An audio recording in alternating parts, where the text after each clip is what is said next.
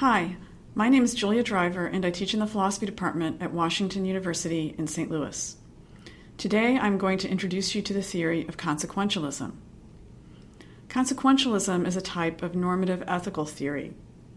Such theories provide criteria for moral evaluation and may also recommend rules or decision procedures for people to follow in acting morally.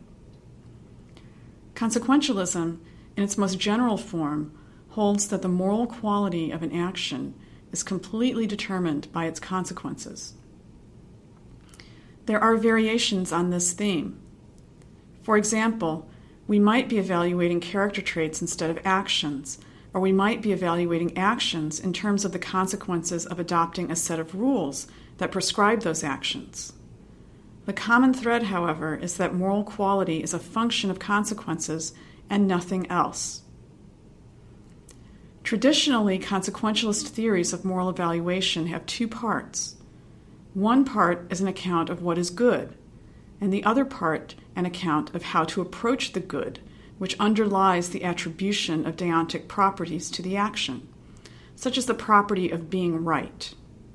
For example, the most well-known version of consequentialism is hedonistic act utilitarianism, which holds that the right action is the action that maximizes pleasure, the action that has the best overall consequences in terms of the production of pleasure.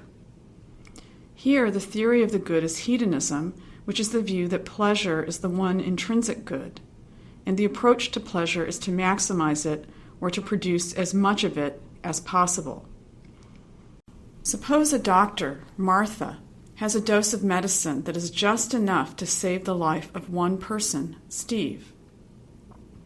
To save Steve, she would need to use the entire dose of medicine. However, there are 5 other people who need much smaller doses in order to be saved. She could instead divide the medicine into 5 smaller doses and save them instead of Steve. The utilitarian would view the right action as the action with the best consequences, and so Martha should use the medicine to save 5 rather than just 1. The guiding idea is that the point of morality is to make the world a better place. Consequentialism is contrasted with theories of moral evaluation that either hold that consequences are not relevant in determining the moral quality of one's actions, or that consequences are only partly relevant, and that other considerations matter in determinations of moral quality. Very few believe that consequences are not at all relevant. However, there are very many moral theorists who believe consequentialism is incorrect because it reduces the moral quality of an action to the goodness of its consequences. For example, I have moral reason to keep a promise, even if the promise does not promote the good.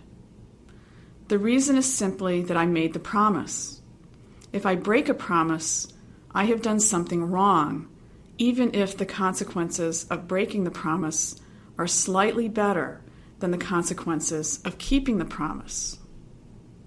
Maximizing forms of consequentialism are thought to be overly demanding. If the right action for me to perform is the one among the options open to me that produces the most good, and if failure to produce the most good is therefore wrong, then many of our ordinary actions are wrong. For example, if I buy a bagel every morning for breakfast rather than make my own toast at home, then I am spending money on a bagel that I could be spending to do something else that, morally speaking, is better. I could save my bagel money and send it to Oxfam, and use the money to save people's lives. And this is true for very many of the purchases that people in affluent countries make. Thus, maximizing forms of consequentialism, such as utilitarianism, seem to be morally very demanding. To avoid this problem, some consequentialists hold that the right action need not maximize the good. Instead, the right action is the action that produces enough good. This is called satisficing consequentialism. However, this approach seems odd, since maximizing seems to be rationally required by the observation that more good is surely better than less good.